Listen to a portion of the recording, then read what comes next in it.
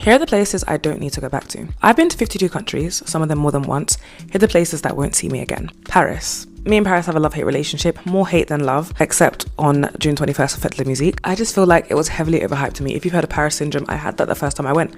I was so shocked that this place that everybody talks about so much was so mid. Miami. As a British person, you want to live the American dream. So we went to Miami thinking we lived that dream. But unfortunately, Miami was not the dream I thought it would be. Colorism is rife, the way men approach you is harassment, the food is mid, the air conditioning made me sick, sushi gave me food poisoning, everything was expensive, and I just went home thinking, wow, I am so underwhelmed. My friends loved it. It just wasn't my kind of holiday. Malta. There is nothing wrong with Malta, honestly. I've just been 3 times.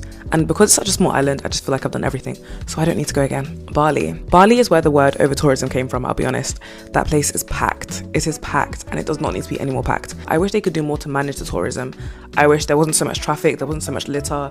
I wish things weren't so expensive for the locals now. So if you do want to go to Indonesia, go to Lombok instead. Milan. Again, there's nothing wrong with Milan. I just feel like I've done and seen everything I need to do. A great alternative to Milan is Verona and Lake Garda. Hong Kong. I would say as a black woman when I travel, if people are looking at me wrong or looking at me weird, I ignore them. It doesn't bother me.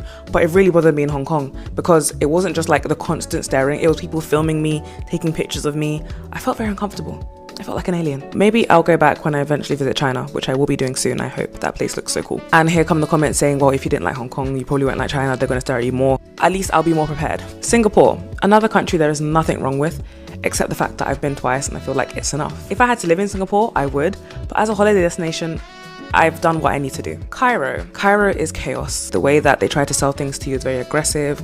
Also, the names they call you. What places would you not go back?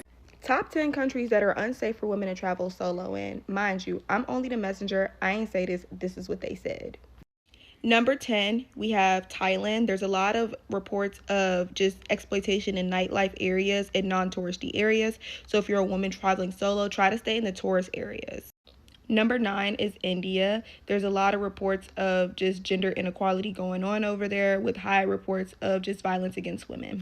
Number 8, Morocco, but it's important to note that it's a difference between like being in the rural areas versus the urban areas, but they did have a lot of high reports of SA and domestic violence.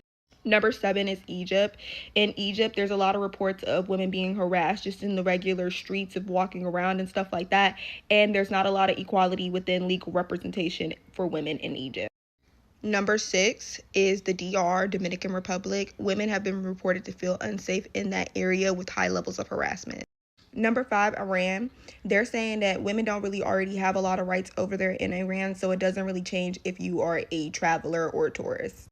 Number 4 is Mexico. With the rise of organized crime and human trafficking, it's not very safe for women to be alone in Mexico, especially if you're off your resort.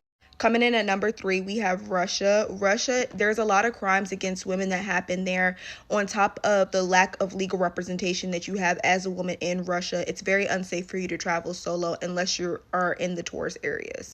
At number 2 on the list, we have Brazil. There's a lot of street crime that happens in Brazil, and there's a lot of unaliving for women that go on there also, with reports saying that women typically don't really feel that safe after dark in Brazil. And at number 1 on the list, we have South Africa. There is an extremely high rate of SA harassment, unaliving that happens to women in South Africa, and women generally don't report feeling safe walking alone at nighttime in South Africa. These are the countries I felt uncomfortable traveling in as a black woman, and we're starting it off strong with China. I would also like to preface this that I studied Chinese language and culture for about 5 or 6 years before I went on the trip, so this wasn't even like language barrier stuff. And I also went on this trip with mostly black and brown people. People would straight up follow us around stores or would pretend like they did not understand me. And I thought it was my pronunciation at first until I heard other people repeat back what I would say and they would get answers. Not to mention, everyone is going to take pictures of you, look at you, ask to take pictures, get their babies to take pictures with you. The true saving grace of the trip were the African exchange students who I met during this exchange program at another college in Zhejiang province. And outside of everything else, the places I went to weren't particularly clean. The toilets didn't have toilet paper. You had to bring your own hand sanitizer or soap. Taiwan is up next for very similar reasons. Both times I went to Taiwan were because I'm flying from Japan and they have a 12-hour layover in Taipei. The first time I was there, I was so uncomfortable. People would stop what they were doing to stare at me. Somebody was behind me taking pictures of me. I turned around, she walked away, and then I turned back around and she came back up again. even the people in the airport. And it's like, girl, people fly through here, so I know I'm not the first foreigner you saw. Next up is Germany. And Germany wasn't even that terrible, but the people were rude. I was trying to get one woman's attention to ask her something. She literally straight up ignored me as if I was not there whatsoever. And quite frankly, the food is not that good. And I have never seen so many punk-colored people with locks and box braids in my entire life. But that was just Europe generally, but Germany specifically too. Next up is Norway. And honestly, I didn't even have such a terrible experience in Norway. I just found the people to be cold, and I also found the food just not to be very good. The nature and everything, yes, quite beautiful, but I just did not feel welcome or just comfortable generally, but I can't pinpoint it to anything other than the vibe. Now, these were just my experiences with these places. You may enjoy.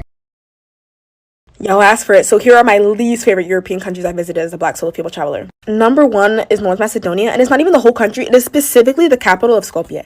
When I tell you guys, it was one of the worst experiences I've had traveling. Like, the second I was by myself, people were literally like honking their cars at me, yelling at me on the street. I was like, this is too much. People coming up to me all the time. I was like, okay, you have to stop.